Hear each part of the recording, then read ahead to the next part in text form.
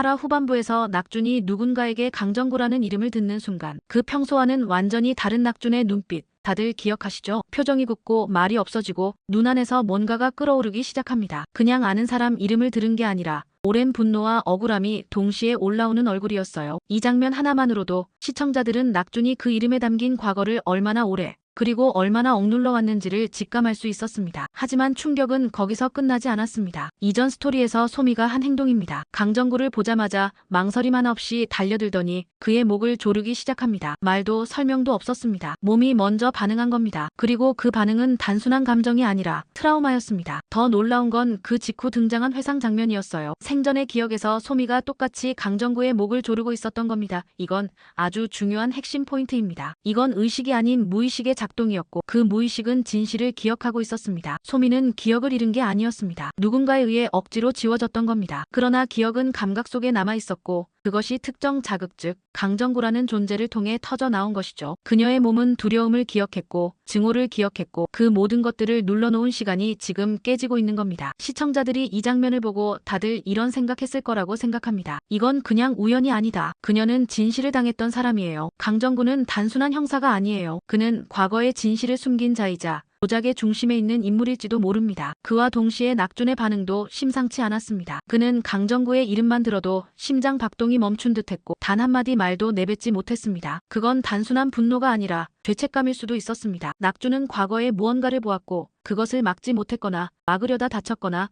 혹은 직접적으로 관련되어 있었던 걸지도 모릅니다. 그날의 사건을 기억하고 있는 사람 혹은 그 사건 때문에 인생이 망가진 사람일 수도 있습니다. 여기서 중요한 게 하나 더 있습니다. 이 지점에서 등장한 꽃반지 장면은 단순한 감성장치가 아니었습니다. 소미는 여전히 기억을 되찾지 못했지만 그녀의 손끝은 기억하고 있었습니다. 어린 시절 어딘가에서 만들었던 그 반지의 모양, 그 감촉, 그 의미까지 그녀는 설명할 수 없지만 낙준을 향해 꽃반지를 건넸고 낙준은 그것을 받고 혼란스러운 듯하면서도 동시에 어딘가 익숙하다는 감정을 느끼는 듯 보였습니다. 여기서 드라마는 단순한 기억 상실극을 넘어섭니다. 이제 이들은 자신들이 누구인지 서로가 어떤 관계였는지를 무의식 속 신호로 되짚어가고 있는 겁니다. 그 반지는 상징입니다. 지워진 진실, 봉인된 과거, 그리고 회복되어야 할 신뢰. 소미의 손끝에서 다시 태어난 그 반지는 그들에게 남겨진 과거의 조각이고 동시에 미래를 향한 열쇠였습니다. 이 모든 서사의 중심에 있는 인물이 바로 강정구입니다. 그는 단순한 형사가 아닙니다. 그의 얼굴에는 무언가를 감춘 자의 그림자가 드리워져 있고 소미와 낙준이 동시에 분노와 두려움을 느끼는 인물이라며 그가 과거의 가해자였을 가능성은 점점 높아집니다.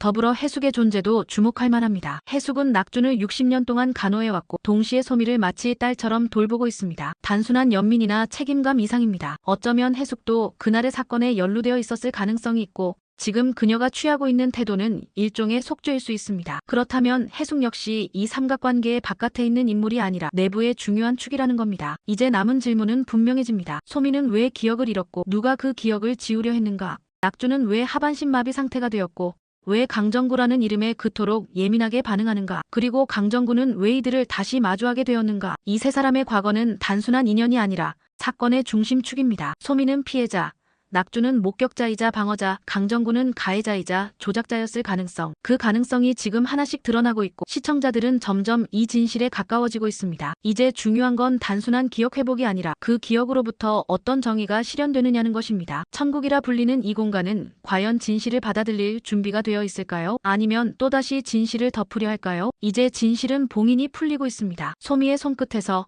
낙준의 눈빛에서 그리고 강정구의 불안한 표정에서요. 그런데 이 드라마는 또 하나의 충격을 안겨주었습니다. 바로 이영애와 친아버지의 재회 가능성이 그것입니다. 해숙은 과거에 이영애의 아버지에게 돈을 빌려주었고 여러 번 돈을 받으러 가던 중 방치되고 폭행당한 여자아이를 발견했습니다. 바로 이영애였죠. 해숙은 결국 돈을 포기하고 이영애를 데려와 키우게 됩니다. 그렇게 이영애는 해숙의 딸이 되어 살아왔고 시청자들은 그녀를 한없는 피해자로 받아들여왔습니다. 그런데 그 아버지가 죽고 난 뒤 회개했다는 이유로 천국에 들어오게 됩니다. 그리고 딸을 만나고 싶다고 말합니다. 이 장면은 시청자들에게 말도 안 되는 충격을 안겼습니다. 아직도 상처받은 아이는 고통받고 있는데 그 상처를 만든 사람은 회개했다는 기록 하나로 천국에 입장하고 심지어 딸과의 재회를 시도한다는 설정. 이건 천국이라는 시스템 자체를 흔드는 구조죠. 진정한 회개는 무엇일까요? 말 몇 마디로, 문서 한 줄로 피해자의 아픔이 사라질 수 있을까요? 시청자들은 지금 이 장면을 보며 천국지원센터의 기준 자체에 질문을 던지고 있습니다. 과연 그런 천국이 진짜 천국일까요? 이영애는 아직 아무것도 모릅니다. 하지만 그 만남이 성사될 수도 있어요. 그 순간 어떤 감정의 폭발이 있을지